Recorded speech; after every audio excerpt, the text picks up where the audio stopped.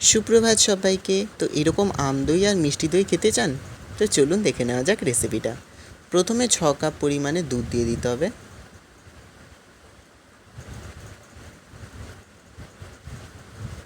আমার এখানে ক্যামেরার সামনে 5 কাপ পরিমাণে দুধ দিতে দেখা যাচ্ছে, কিন্তু আমি এরপরে আরও 1 কাপ দুধ দিয়েছি। তারপর 3-4টে এলাচ দিয়ে দিতে হবে। এরপর মিডিয়াম টু হাই ফ্লেমে দুধটাকে ফুটিয়ে নিতে হবে।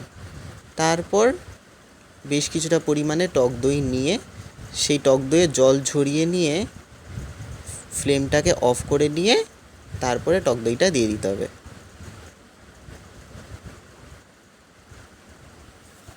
এই টক দইয়ে জল ঝরাতে হবে প্রায় 1 ঘন্টা ধরে, তারপরেই এরকম জল ঝরানো টক দই তৈরি হবে। আর দুধটা যখন মোটা হয়ে ফুটে উঠবে, গ্যাসের ফ্লেমটা অফ করে নিয়ে তারপরে টক দইটা দিতে হবে।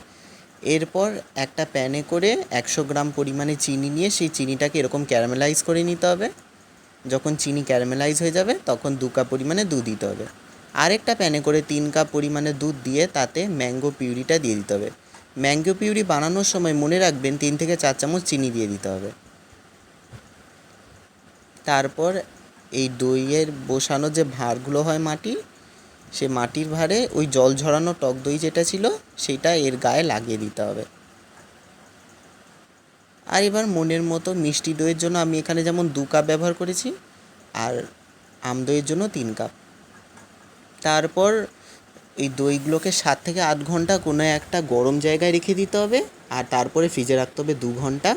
আর এরপর বের করে নিয়ে কিশমিশ দিয়ে ছড়িয়ে দিয়ে সাজিয়ে এনজয় করুন এরকম ক্রিমি ইয়াম্মি আম দই আর মিষ্টি দই। আশা করছি রেসিপিটা আপনারা বুঝতে পেরেছেন।